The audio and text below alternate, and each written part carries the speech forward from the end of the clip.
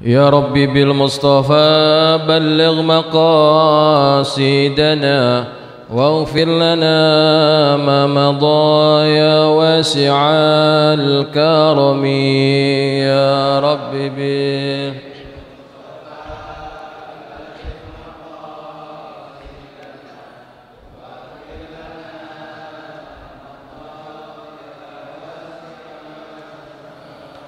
يا ربي هيئ لنا من أمرنا رشدا واجعل معونتك الحسنى لنا مددا يا ربي بالمصطفى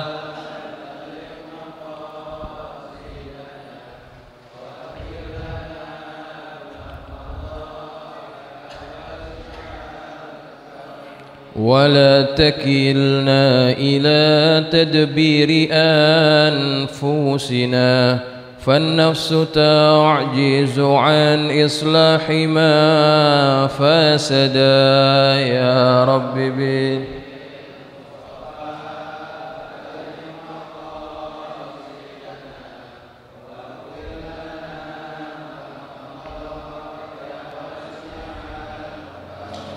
أنت الكريم وقد جهزت يا أملي إلى أيادك وجها سائلا ويدا يا رب بالمصطفى بلغ مقاصدنا واغفر لنا ما مضى يا واسع الكرم اللهم صل وسلم وبارك عليه وعلى آله.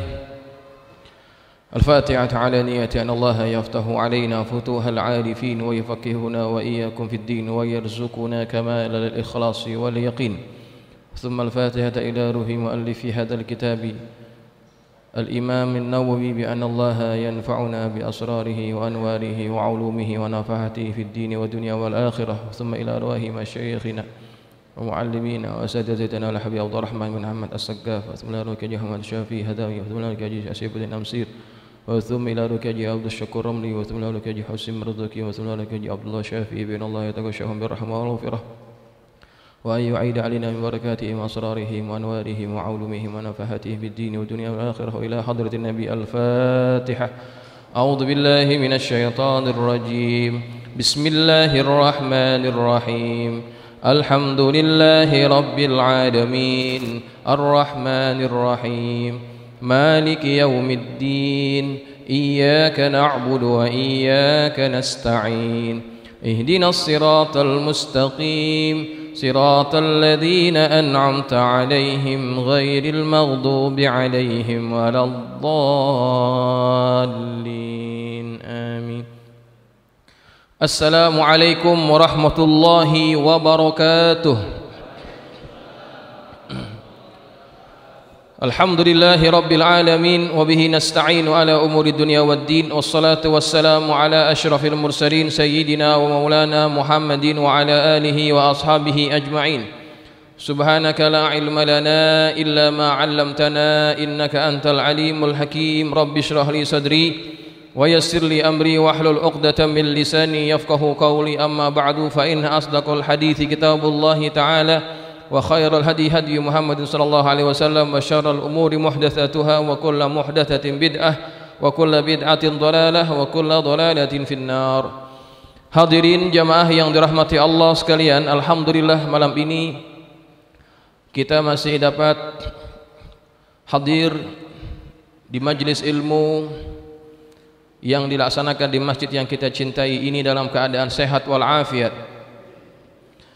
Yang mana mudah-mudahan niat kita datang ke tempat ini dalam rangka menuntut ilmu, Allah kurniakan kita ilmu yang bermanfaat. Selama kita berada di majlis ini, Allah ampuni segala dosa-dosa kita, sehingga keluar daripada majlis ini Allah sudah mengampunkan semua dosa-dosa kita. Amin Allahumma amin.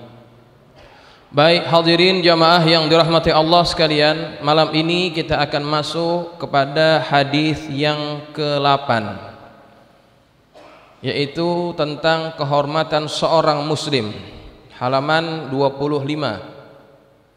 Bismillahirrahmanirrahim. Qala al-musannif rahimahullahu ta'ala wa nafa'ana bi ulumihi fid dharain. Amin. Qala radhiyallahu ankum. An Ibni Umar radhiyallahu anhuma anna Rasulullah sallallahu alaihi wasallam qala umirtu an uqatilan nasa hatta yashhadu an la ilaha illallah wa anna Muhammadar Rasulullah wa yuqimus salata wa yu'tuz zakata fa idza fa'alu dzalika 'asamu minni dima'ahum wa amwalahum illa bihaqqil Islam wa hisabuhum 'ala Allah ta'ala. Rawahul Bukhari wa Muslimun. Dari Ibnu Umar, yakni Abdullah bin Umar radhiyallahu anhuma. Tentang Ibnu Umar saya sudah pernah menjelaskan tentang biografinya pada beberapa hadis yang lalu, jadi tidak perlu kita ceritakan lagi bahwa Rasulullah sallallahu alaihi wasallam bersabda, aku diperintahkan untuk memerangi manusia hingga mereka bersaksi bahwa tidak ada sesembahan yang berhak disembah kecuali Allah, dan sesungguhnya Muhammad adalah utusan Allah, serta mereka mendirikan salat dan menunaikan zakat. Jika mereka telah mengerjakannya, maka darah dan harta mereka mendapatkan perlindungan dariku kecuali dengan hak Islam, sedangkan perhitungan mereka diserahkan kepada Allah Ta'ala. Hadis riwayat Bukhari dan Muslim. Baik hadirin jamaah yang dirahmati Allah, hadis ini dimasukkan oleh Imam Nawawi dalam kitabnya karena hadis ini termasuk di antara asas kepada Islam. Akan tetapi apabila membaca hadis ini harus hati-hati. Seandainya kita telan bulat-bulat hadis ini, maka pasti kita akan menjadi orang yang bagaimana? Orang yang keras dan radikal. Karena Nabi menyuruh apa? Nabi berkata, aku diperintahkan oleh Allah tentunya untuk memerangi manusia hingga mereka bersaksi bahwa tidak ada Tuhan melainkan Allah dan Muhammad adalah utusan Allah. Coba kalau hadis ini ditelan bulat-bulat bahwa Nabi disuruh untuk memerintahkan, Nabi diperintahkan oleh Allah untuk memerangi manusia sampai mereka masuk Islam, maka yang terjadi adalah pemaksaan terhadap agama lain supaya mereka masuk ke dalam agama Islam. Ya, makanya perlu dijelaskan kandungan hadis ini berdasarkan sejarah hidup Nabi kita Muhammad SAW. Jangan sampai kita salah memahami hadis. Timbulnya golongan-golongan garis keras, radikal, ekstremis dan sebagainya.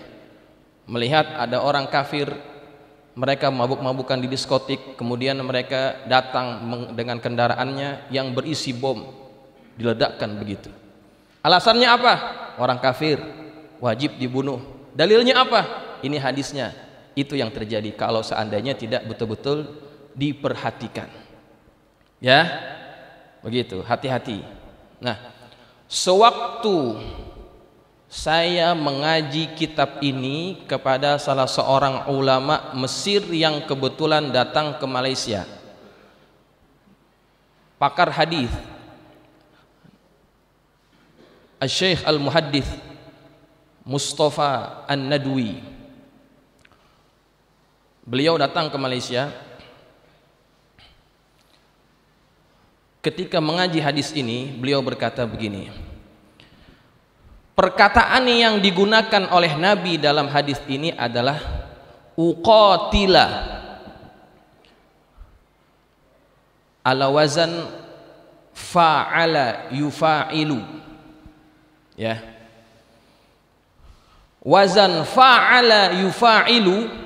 Kalau kita belajar ilmu sorof, dia memberikan maksud adanya limusyarakati, adanya perserikatan, adanya interaksi antara dua pihak, bukan hanya satu pihak, ada dua pihak yang terjadi interaksi antara mereka. Bukan lantas kemudian orang tersebut kafir kita bunuh, tidak, bukan begitu. Uqatilah artinya ada tindakan yang mereka lakukan, kemudian kita sebagai orang Islam mempertahankan diri kita. Nah, itu maksudnya. Dan kalau kita korelasikan dengan perjalanan hidup Nabi kita Muhammad SAW, tidak terjadi peperangan melainkan atas perintah Allah, dan tidak terjadi peperangan melainkan untuk mempertahankan diri dan supaya perjalanan dakwah itu tidak terhalang. Itu kalau kita bisa bagikan perjalanan dakwah Nabi itu kepada empat tahapan. Yang pertama, sewaktu Nabi berada di kota Mekah, 3 tahun yang pertama dakwahnya adalah dakwah secara sembunyi-sembunyi. Di mana dakwahnya? Di rumah salah seorang sahabat Nabi yang bernama Al-Arqam bin Abil Arqam. Maka rumah tersebut disebut Darul Arqam, rumahnya Arqam. Disitulah Nabi mengajarkan para sahabatnya 3 tahun. Kemudian ketika turun ayat supaya Nabi berdakwah secara terang-terangan, barulah Nabi berdakwah secara terang-terangan. Berapa lama? Tahap kedua dakwah, yaitu secara terang-terangan, dilakukan oleh Nabi sampai Nabi hijrah ke Madinah. Yang kedua, tadi yang pertama dakwah sembunyi-sembunyi, yang kedua dakwah terang-terangan tanpa ada perlawanan. Ya, di Mekah Nabi tidak pernah melawan, tidak pernah ada peperangan ketika Nabi di Mekah. Karena apa? Karena Nabi waktu itu dalam keadaan lemah, tidak punya kekuatan. Sedangkan Mekah dikuasai oleh orang-orang kafir. Ya, maka ketika para sahabat ini diganggu oleh orang-orang kafir, di antara mereka ada orang-orang termulia juga di antara orang-orang Quraisy. Di antara mereka, di antaranya Abdurrahman bin Auf, Miqdad bin Al-Aswad, kemudian Sa'ad bin Abi Waqqas. Mereka ini bukan orang-orang rendahan, mereka itu bukan hamba, tetapi mereka juga orang-orang terhormat. Ketika mereka masuk Islam, keadaan mereka berubah. Mereka berkata kepada Rasulullah, "Ya Rasulullah, kunna fi izzin wa nahnu musyrikun." Ya Rasulullah, kami berada dalam kemuliaan ketika kami berada dalam kemusyrikan. Falamma amanna sirna azillah. Ketika kami masuk Islam, ketika kami beriman, kami menjadi orang yang dihinakan. Oleh siapa? Orang-orang kafir itu. Fa'adzan lana fi qitali haula. Ya Rasulullah, izinkan kami untuk berperang melawan orang-orang yang menindas kami ini. Minta izin kepada Nabi supaya dapat melawan orang-orang yang menindas kaum muslimin pada ketika itu. Fa innahum qad adzuna, sesungguhnya mereka telah menyakiti kami. Ini kata para sahabat nih, minta izin kepada Nabi untuk diizinkan supaya dapat perang. Kata Nabi apa? Kuffu aydiyakum anhum, tahan, jangan buat apa-apa, tahan saja. Fa inni lam umar biqitalihim, aku belum diizinkan untuk memerangi mereka. Selama Nabi di Mekah tidak ada pernah terjadi peperangan dan perlawanan. Ditelan begitu saja oleh Nabi dan para sahabatnya. Kemudian ketika Nabi hijrah ke Madinah, Nabi membangun negara Madinah, punya daerah kekuasaan, wilayah teritorial, punya rakyat, dan juga punya kekuatan militer. Maka kaum muslimin pada ketika di Madinah memiliki kekuatan. Nah, pada tahap yang ketiga dakwah secara terang-terangan sambil memerangi orang-orang yang memerangi kaum muslimin. Lihat ya, tahap yang ketiga ini tidak terjadi peperangan, melainkan dimulai oleh kaum musyrikin sendiri. Bukan Nabi yang cari gara-gara, mereka yang memerangi kaum muslimin. Kemudian Nabi dan para sahabatnya mempertahankan diri mereka, maka terjadilah perang. Ya, contoh perang pertama yang terjadi, perang apa? Perang Badar. Apa latar belakangnya? Latar belakangnya adalah Nabi dan para sahabatnya ini mendengar ada kafilah dari Mekah akan kembali ke Mekah melalui Madinah. Mereka menginginkan mencegat orang-orang ini supaya dapat mengembalikan harta mereka yang dirampas oleh orang-orang Mekah.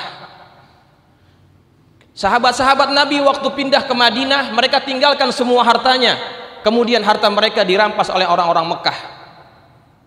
Nah, ketika mereka mendengar ada rombongan orang Mekah dari Syam akan kembali ke Mekah melalui Madinah, mereka mencegat, ingin mengambil hak mereka yang diambil oleh orang-orang kafir Quraisy waktu itu. Ketika mendengar bahwa kaum muslimin akan menghadang mereka,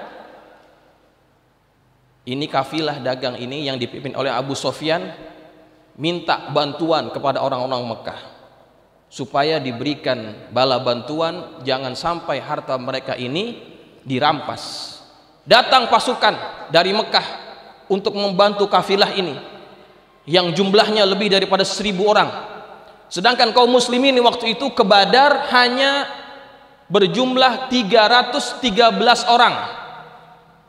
Tidak membawa persenjataan yang lengkap, karena memang apa? Bukan tujuannya ingin perang. 313 orang datang ke Badar, terjadi peperangan 3 kali lipat, tetapi akhirnya apa? Akhirnya kaum muslimin mendapatkan kemenangan. Perang yang kedua, perang apa? Perang Uhud. Itu pun juga karena orang-orang kafir Quraisy ingin membalas kekalahan mereka pada perang Badar. Ya, begitu juga perang-perang yang lainnya tidak terjadi melainkan atas upaya Nabi mempertahankan diri dan negara mereka, yaitu Madinah. Ya, itu peringkat yang ketiga. Nah, peringkat yang keempat, dakwah itu adalah dakwah secara terang-terangan sambil memerangi orang-orang yang menghalangi dakwah Islam, gitu. Ya, orang-orang yang menghalangi dakwah Islam. Kalau tidak menghalangi, tidak akan diperangi, begitu. Nah, pada tahap ini Nabi kita Muhammad tidak kemudian mengirimkan pasukan ke satu negeri, menyerang, membunuh orang-orang kafir, tidak begitu. Ketika Nabi mendengar di sana ada kerajaan, di sana ada kerajaan, di sana ada kerajaan, setiap rajanya dikirimi oleh Nabi sepucuk surat, diajak untuk masuk Islam. Di antara raja-raja yang terkenal waktu itu yang diberikan surat oleh Nabi kita Muhammad SAW, di antaranya apa? Di antaranya Raja Mesir yang bernama Muqawqis. Muqawqis diberikan surat, dibawa suratnya oleh Hatib bin Abi Balta'ah, dibawa ke Mesir. Ditulis di dalam surat itu di antara bunyinya aslim taslam, gitu. Masuk Islamlah engkau, maka engkau akan selamat. Kemudian disebutkan begitu, kalau seandainya engkau masuk Islam dan diikuti oleh rakyatmu, engkau mendapatkan pahala dari sebab rakyatmu masuk ke dalam agama ini. Kalau engkau tidak mau masuk Islam dan rakyatmu juga tidak mau mengikutinya, maka tanggungan itu berada pada tanggunganmu, gitu. Dibaca surat itu oleh Muqawqis. Kemudian dipanggil penasehat-penasehatnya, bagaimana respon kalian terhadap utusan ini? Apakah betul dia seorang nabi? Maka para penasehatnya yang juga mereka memahami kitab yang terdahulu bahwa memang akan diutuskan nabi akhir zaman, mereka berkata memang dia seorang nabi. Tapi apakah Muqawqis masuk Islam? Tidak disebutkan bahwa Muqawqis masuk Islam. Walaupun begitu, Muqawqis merespon ajakan Nabi dengan respon yang baik. Dibalas suratnya, dipanggil juru tulis yang faham tulisan bahasa Arab, dituliskan surat bahwa terima kasih sudah mengajak kepada kebaikan ini. Kemudian saya berikan hadiah. Oleh Muqawqis Nabi diberikan hadiah. Di antaranya apa? Nabi diberikan 2 orang hamba perempuan. Yang pertama yang bernama Mariyah Al-Qibtiyah. Ya. Mariyah Al-Qibtiyah. Qibti itu terambil dari perkataan Qibti, suku Qibti yang sekarang kita kenal sebagai Egypt, gitu ya, Mesir. Maria Al-Qibtiyah. Satu lagi namanya Sirin. Maria Al-Qibtiyah akhirnya menjadi hambanya Nabi, dan dari dia lahir seorang anak Nabi yang bernama Ibrahim. Sirin diberikan kepada sahabat Nabi yang bernama Hassan bin Thabit, dan diberikan kepada Nabi juga apa? Baghal. Baghal ini hewan campuran, hewan kawin silang antara kuda dengan keledai, namanya baghal. Apa kalau di Indonesia namanya apa ya? Apa namanya? Saya kurang paham namanya. Baghal lah gitu ya. Dia lebih tinggi daripada keledai, lebih rendah daripada kuda. Kawin campur antara kuda dengan keledai, jadinya baghal. Ya. Nah, diberikan kepada Nabi. Tapi akhirnya tidak masuk Islam. Apakah Nabi memerangi dia? Membunuh dia? Tidak. Kemudian Nabi kirimkan surat kepada Heraklius. Herakl ataupun kita kenal sebagai Hercules. Raja apa nih? Raja Romawi, dikirimkan surat. Ya. Singkat cerita, ya, karena waktunya terbatas. Singkat cerita, Hercules juga merespon ajakan itu dengan baik. Kata dia, seandainya saya berkesempatan datang ke tempat Anda, saya akan mencuci kaki Anda, katanya begitu. Tapi tidak pernah disebutkan bahwa Hercules ini masuk Islam. Tidak pernah dibunuh, tidak pernah diperangi. Banyak lagi pemimpin yang lain, tetapi ada satu pemimpin, satu raja yang tidak merespon ajakan Nabi dengan ajakan yang baik, dengan respon yang baik. Yaitu siapa? Raja Persia. Raja Persia. Ketika disampaikan suratnya itu diapakan? Dirobek-robek, dikoyak-koyak. Ketika Nabi diberitahu bahwa suratnya itu dikoyakkan oleh dia, Nabi berkata, kelak nanti jantungnya, dadanya akan dikoyak-koyakkan oleh ahli keluarganya sendiri. Begitu kata Nabi. Dan memang betul, ketika Nabi mendapatkan surat itu, kemudian Nabi berkata sedemikian, ini Raja Persia marah. Dia utus gubernur yang ada di Yaman, yang namanya Bazan, yang kebetulan Yaman itu daerah kekuasaan Persia. Diutuskan kepada Bazan supaya kirimkan 2 orang yang paling kuat ke Madinah, hadapi Muhammad, jumpai Muhammad. Datang 2 orang ini ke Madinah, berjumpa dengan Rasulullah SAW. Kemudian disampaikan suratnya Bazan, surat penolakan ajakan Nabi untuk masuk Islam. Kemudian Nabi baca suratnya, disuruh para sahabatnya untuk membacakan. Kemudian Nabi tersenyum. Nabi katakan apa? Nabi katakan kepada 2 orang utusan ini, lebih baik kamu pulang. Lebih baik kamu pulang. Rajamu sekarang sudah tidak hidup lagi. 7 jam yang lalu dia sudah ditewaskan oleh anaknya sendiri. Nabi jauh dari Madinah ke Persia, jauh jaraknya. Tapi Nabi tahu bahwa Raja Persia sudah dibunuh. Karena apa? Karena sudah merendahkan dan melecehkan surat daripada Rasulullah SAW. Tuh, ya. Nih. Tetapi pada zaman Nabi, kerajaan ini tidak diperangi. Baru pada zaman Khalifah Umar Ibnul Khattab, 8 tahun setelah Nabi wafat, barulah kerajaan Persia itu dapat dikalahkan. Karena apa? Karena menghalangi dakwah Islam. Begitu. Tetapi seandainya memang diterima dengan terimaan yang baik, ataupun walaupun tidak masuk Islam namun menerimanya dengan penerimaan yang baik, Nabi tidak pernah memaksa, karena agama ini bukan atas paksaan. La ikraha fiddin, tidak ada paksaan dalam beragama. Seandainya hadis ini kita telan bulat-bulat, maka kita pasti tidak akan pernah mendapatkan cerita bahwa orang-orang Yahudi dan Nasrani di Madinah itu dijaga oleh Nabi kita Muhammad SAW. Ya, di Madinah itu adalah satu negara, satu tempat yang masyarakatnya majemuk, plural. Bukan hanya ada orang Islam, orang musyrikinnya ada, orang Nasraninya ada, orang Yahudinya juga ada di Madinah. Semuanya ada. Tetapi apakah yang musyrik-musyrik ini, Yahudi dan Nasrani ini akhirnya dipaksa masuk Islam? Tidak pernah ada bukti bahwa Nabi pernah memaksa mereka masuk Islam. Bahkan kaum-kaum ini walaupun tidak mau masuk Islam, mereka dipelihara dan dijaga hak-haknya. Ditulislah satu piagam, satu kesepakatan, dan ini merupakan piagam tertua yang pernah ditulis oleh oleh pemimpin negara. Ini piagam Madinah. Ya. Sebelum ditemukan yang dibuat piagam yang lain yang kita kenal sebagai Magna Carta yang dibuat oleh orang-orang British itu dan Amerika. Jauh sebelum itu Nabi kita sudah membuat satu piagam perdamaian antara kaum dalam satu negara yang dikenal piagam itu sebagai piagam apa? Piagam Madinah. Ya.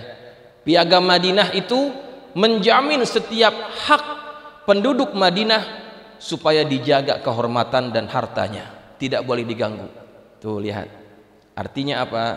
Artinya bahwa hadis ini tidak dapat diterapkan begitu saja, bahwa Nabi disuruh untuk memerangi orang lain sampai mereka masuk Islam kalau orang itu memang orang-orang yang dengan terang dan nyata memusuhi agama Islam ataupun menghalangi dakwah Islam, baru Nabi akan perangi mereka. Kalau tidak, Nabi tidak akan perangi.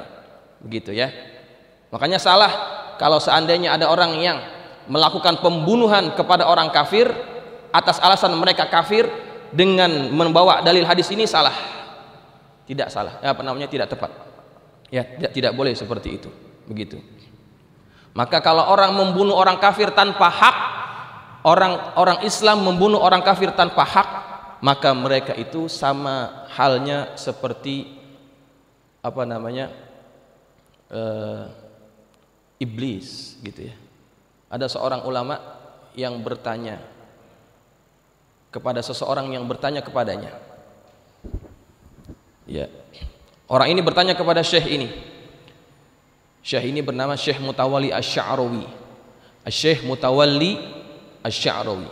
Wahai syekh, apa hukumnya kalau ada orang Islam yang membunuh orang kafir dengan cara dibom sampai mereka mati? Ya. Kata Syekh Mutawalli Asy-Sya'rawi apa katanya? Orang itu masuk Islam, orang itu akan masuk neraka. Orang itu akan masuk neraka. Kenapa masuk neraka? Kan dia membunuh orang kafir. Orang kafir musuh Allah. Gitu. Ya. Kata Syekh Mutawalli Asy-Sya'rawi, dia jawab begini. Saya ingin tanya kepada kamu. Kalau seandainya orang kafir yang dibunuh di diskotik itu, di tempat-tempat maksiat itu meninggal dalam keadaan kafir, kemana mereka akan kembali? Kemana mereka akan masuk? Ya tentu ke dalam neraka. Gitu katanya. Kalau memang mereka masuk ke dalam neraka, yang bertugas, yang punya misi memasukkan orang ke dalam neraka itu siapa? Iblis. Nah, apa bedanya orang itu dengan iblis? Dia sama-sama dengan iblis memasukkan orang ke dalam neraka. Lalu bagaimana seharusnya terhadap orang-orang yang kafir ini, yang ahli maksiat ini? Bukan dengan cara dibom ataupun dibunuh seperti itu. Ambil tangannya, ajak kepada Islam. Itu barulah orang yang mengikuti dakwah Rasulullah Sallallahu Alaihi Wasallam. Karena Nabi bertugas menyelamatkan orang daripada neraka. Seandainya dia membunuh orang kafir dan dia masuk, orang itu yang dibunuh itu masuk ke dalam neraka, apa bedanya dia dengan iblis itu? Sama-sama bertugas memasukkan orang ke dalam neraka. Begitu. Ya. Jadi itu penjelasan terhadap hadis ini, jangan sampai kita salah faham. Ya. Nah, kemudian kata Nabi kita Muhammad SAW, aku tidak diperintahkan, aku diperintahkan untuk memerangi manusia hingga mereka bersaksi bahwa tidak ada sesembahan yang berhak disembah kecuali Allah dan sesungguhnya Muhammad adalah utusan Allah, serta mendirikan salat dan menunaikan zakat. Jika mereka telah mengerjakannya, maka darah dan harta mereka mendapatkan perlindungan daripada aku, kecuali dengan hak Islam, sedangkan perhitungan mereka diserahkan kepada Allah Ta'ala.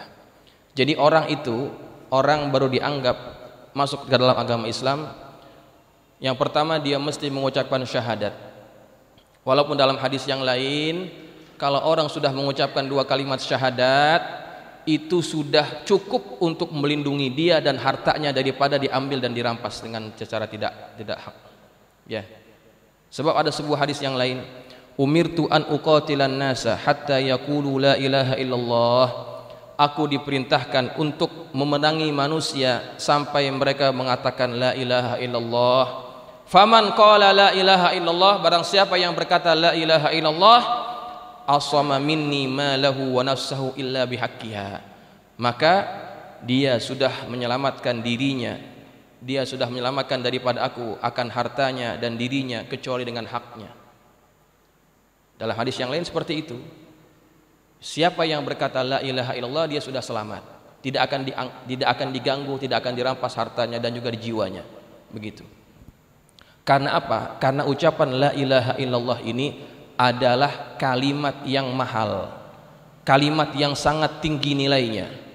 Seandainya ada orang hidup 70 tahun dalam kekafiran, di akhir hayatnya dia berkata la ilaha illallah, kemana dia akan kembali? Ke dalam mana?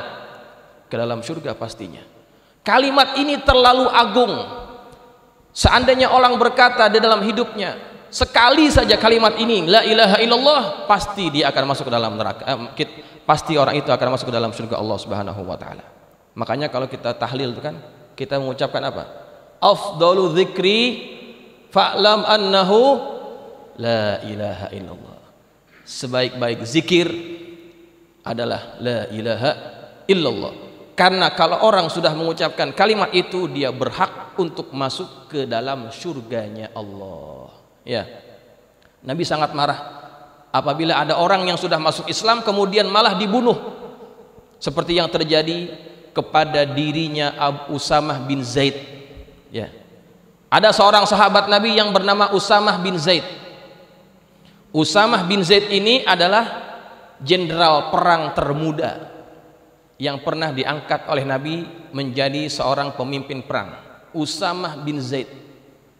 Bapaknya siapa? Bapaknya namanya Zaid bin Harithah, anak angkatnya Nabi.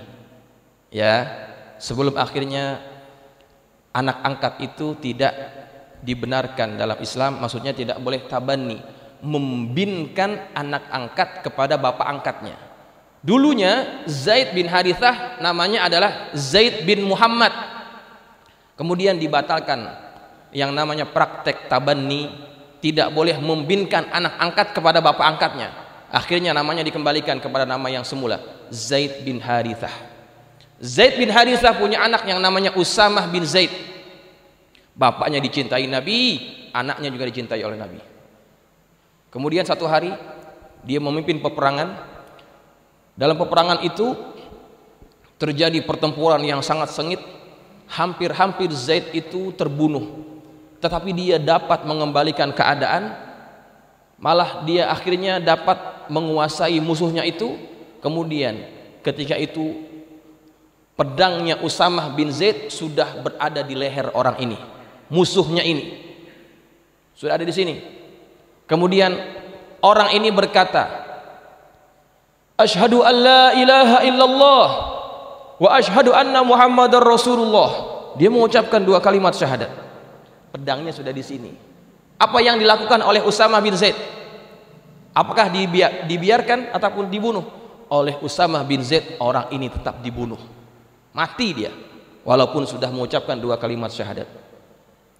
Nah, sahabat yang lain melihat kejadian itu berkata kepada Usamah, kenapa engkau bunuh dia? Dia kan sudah mengucapkan 2 kalimat syahadat.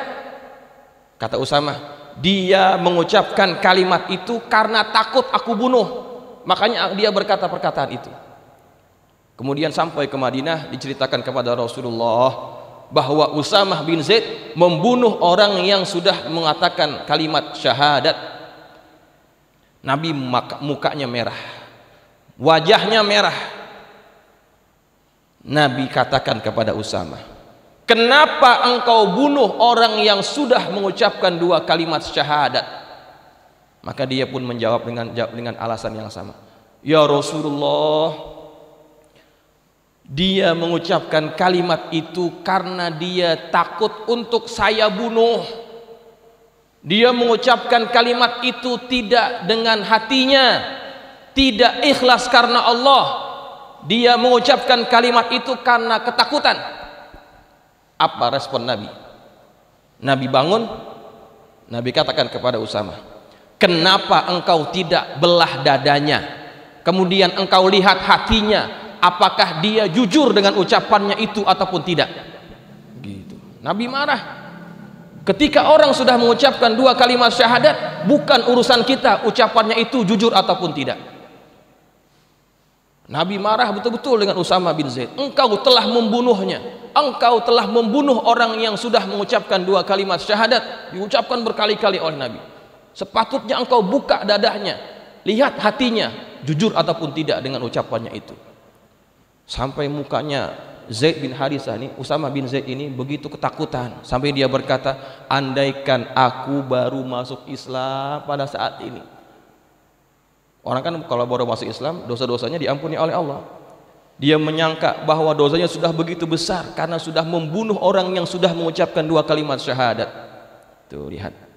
Jadi orang yang sudah mengucapkan 2 kalimat syahadat tidak boleh ditumpahkan darahnya tanpa hak, kecuali kalau dia betul-betul telah melakukan dosa yang memang dosanya itu boleh menyebabkan dia, bisa menyebabkan dia diberikan hukuman mati. Apa dosa yang menyebabkan orang dapat hukuman mati? Yang pertama, ya, orang yang layak untuk dibunuh walaupun dia orang Islam. Kata Nabi, la yahillu damu mri'in muslimin yashhadu an la ilaha illallah wa anni rasulullah illa bi ihda thalathin. Tidak halal darah seorang muslim ditumpahkan ketika dia sudah mengucapkan la ilaha illallah Muhammadur Rasulullah, kecuali dengan salah satu daripada 3 perkara. Pertama, ats-tsayyibuz zani, orang yang sudah kawin kemudian dia zina. Orang yang sudah kawin kemudian dia zina. Zinanya ini zina apa namanya? Zina muhson. Ya, sudah kawin kemudian dia malah zina. Hukumannya apa? Dirajam sampai mati. Tuh lihat, berhak orang ini dibunuh kalau dia sudah kawin malah dia zina. Pertama. Kemudian wan nafsu bin nafsi, orang yang membunuh orang lain tanpa hak. Pembunuhan, maka orang tersebut juga layak untuk dibunuh. Namanya hukum apa ini? Hukum kisos. Ya, kalau dia membunuh orang maka hukumannya adalah juga dibunuh, boleh dia. Kemudian yang ketiga adalah at-tariku lidinihi al-mufariqu lil jamaati, orang yang meninggalkan agamanya, dia lari daripada jamaah. Siapa mereka ini? Orang-orang yang murtad, maka orang ini boleh diberikan hukuman had, yaitu dengan cara dibunuh. Tetapi bukan sembarangan orang dibolehkan untuk membunuhnya. Siapa yang berhak membunuhnya? Pemerintah yang sah, bukan orang-orang biasa seperti kita. Mentang-mentang baca hadis ini ada orang zina ya dengan istri orang kemudian dibunuh. Alasannya apa? Ini hadisnya baru belajar semalam sama Salefi gitu. Dibunuh. Ya, nggak bisa begitu. Ada prosesnya. Bukan sembarangan orang boleh membunuhnya. Termasuk yang tadi waktu khutbah saya sampaikan, orang yang menghina Nabi itu hukumannya apa?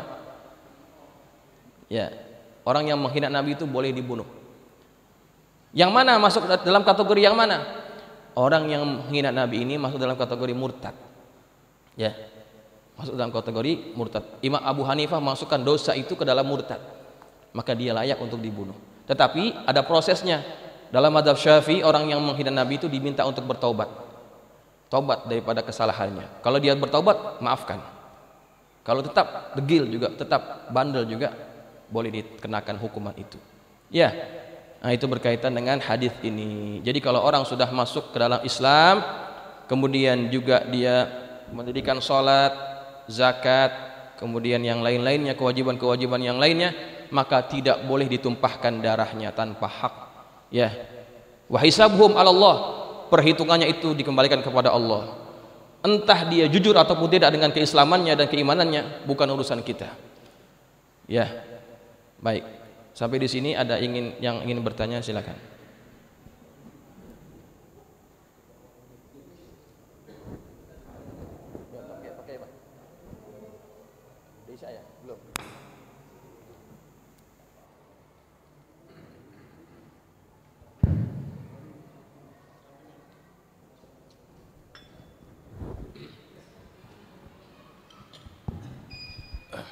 Maaf Ustadz, ada satu pertanyaan.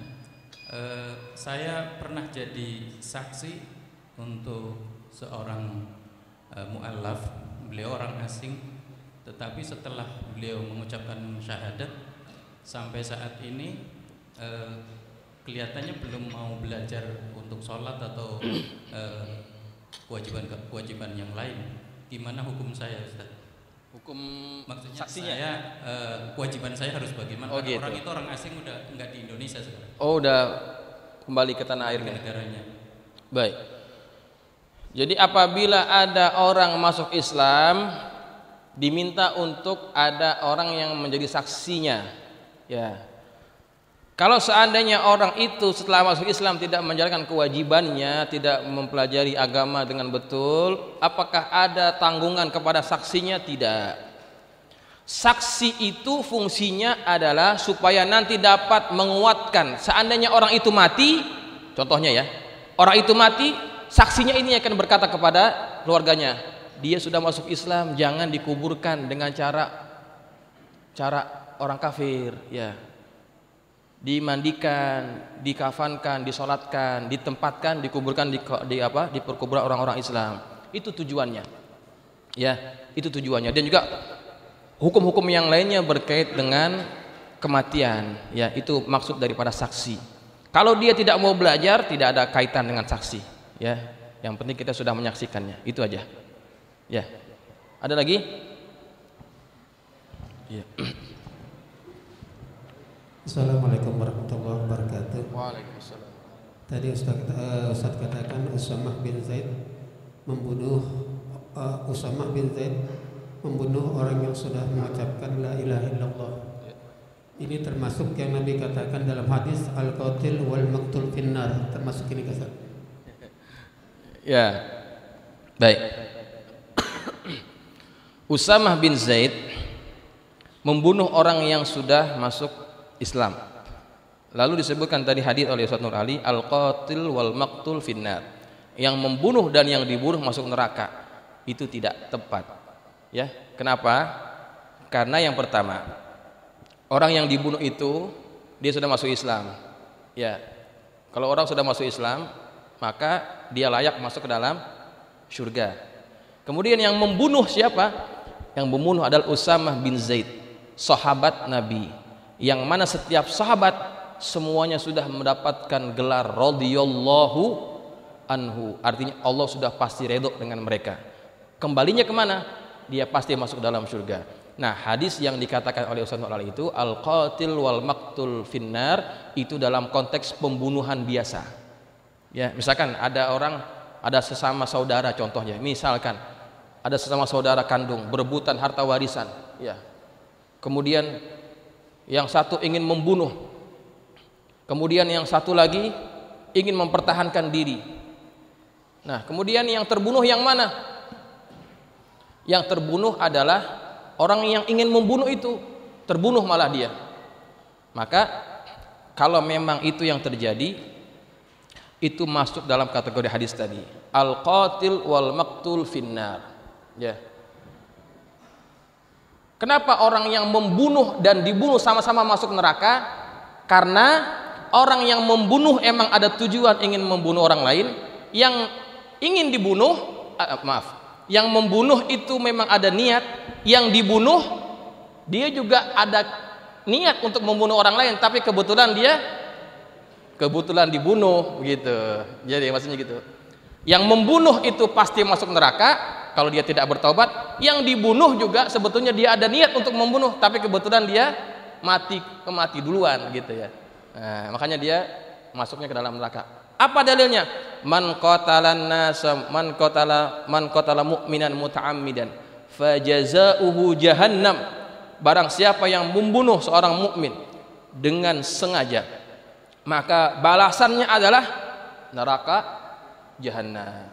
Ya, maka hati-hati, jangan sampai kita mudah untuk menghilangkan nyawa orang lain tanpa hak gitu ya. Termasuk nih saya ingatkan juga, seandainya ada maling, ada begal, apapun dia, yang kalau kita ketemu orang ini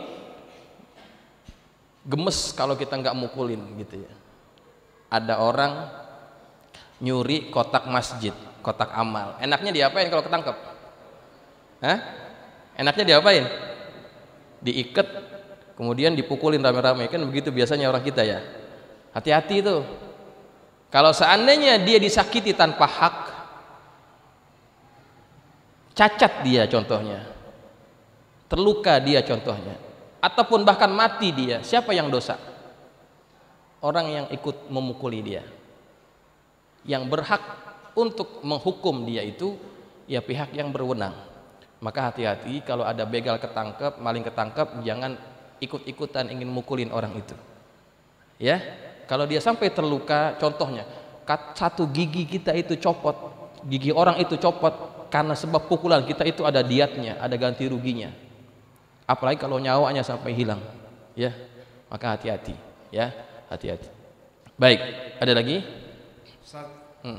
Kalau di sinetron-sinetron kita itu kan ada orang Kristen yang berperan sebagai orang Islam, dia sholatnya, dia ngajinya, ada macam-macam lah. Itu kategorinya jadi gimana tuh? Apakah kita emang Islamkan orang yang sudah beragama apa gimana, Ustaz? Terima kasih.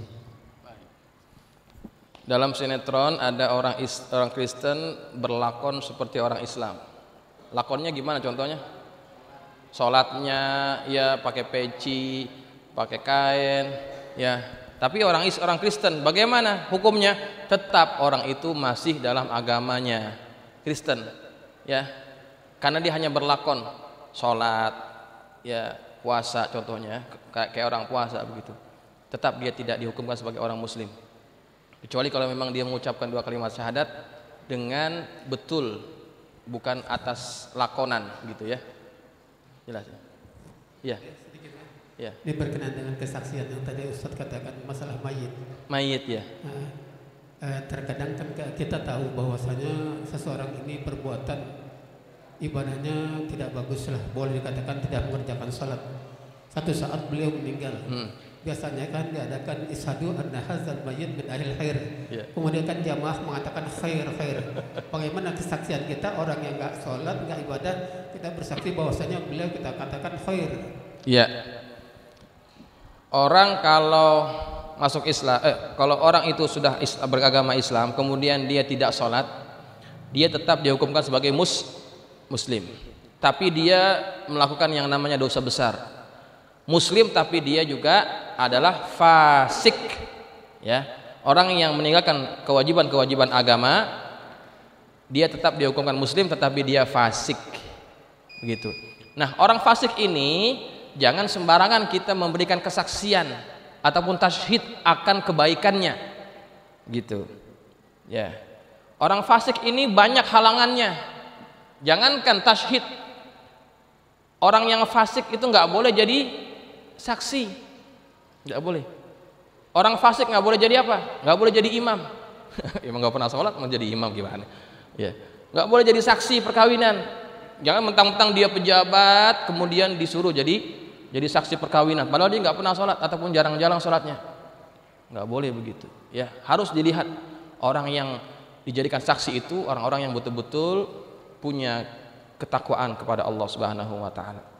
Nah, apabila orang ini meninggal, kalau kita memang sudah tahu bahwa dia adalah orang yang jarang sholat, ya, maka tidak perlu kita menjadi saksi akan kebaikan dia. Ishhadu anna hadzal mayyit min akhlil khair. Khair gitu ya. Yang lain ikutin aja. Ya. Padahal nggak tahu. Ishhadu anna hadzal mayyit min akhlil khair. Khair, khair.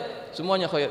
Jadi kalau kita tahu, kita mesti dapat mengatur tuh. Kalau misalkan Ustadz yang jadi imam gitu ya, Ustadz Nur Ali jadi imam, ya tidak perlu kita buat tasyid seperti itu. Ya. Ya. Karena yang kita saksikan itu nanti diminta pertanggungjawaban nanti oleh Allah. Ya kan? Kamu dulu katanya saksi kalau dia orang baik gitu ya. Tapi ternyata amalannya rusak semuanya gitu ya. Yang kamu saksikan dulu apaan? Dulu saya ikut-ikutan aja ya Allah gitu ya. Itu nggak akan diterima oleh Allah. Jadi kalau memang orang itu kita tahu orang yang tidak baik, jangan mudah-mudah kita memberikan kesaksian, ya, gitu ya, jelas ya.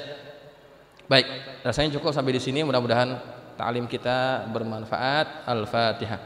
A'udzubillahi minasyaitonir rajim. Bismillahirrahmanirrahim. Alhamdulillahirabbil alamin. Arrahmanirrahim. Maliki yaumiddin. Iyyaka na'budu wa iyyaka nasta'in. Ihdinas siratal mustaqim. Siratal ladzina an'amta 'alaihim ghairil maghdubi 'alaihim waladdallin. Amin. Bismillahirrahmanirrahim. Alhamdulillahirabbil alamin wassalatu wassalamu ala asyrafil mursalin sayyidina maulana Muhammadin wa ala alihi wa ashabihi ajma'in. Allahumma anfa'na bima 'allamtana wa 'allimna ma yanfa'una. Allahumma zidna wa la tankusna wa akrimna wa la tuhinna wa atina wa la tahrimna wa athirna wa la tu'thir 'alaina wa ardina wardu 'anna. Allahumma inna nas'aluka bihaqqi Fatimata wa abiha wa ba'liha wa baniha iftah 'alaina wa 'ala auladina wa talamidina futuhal 'arifin. فقهنا وإياكم في الدين وارزقنا كمال الإخلاص واليقين. اللهم ارزقنا فهم النبيين وحفظ المرسلين وإلهام الملائكة المقربين برحمتك يا أرحم الراحمين. اللهم اجعلنا من الذين يستمعون القول فيتبعون أحسنه. صلى الله على سيدنا محمد وعلى آله وصحبه وسلم والحمد لله رب العالمين. السلام عليكم ورحمة الله وبركاته.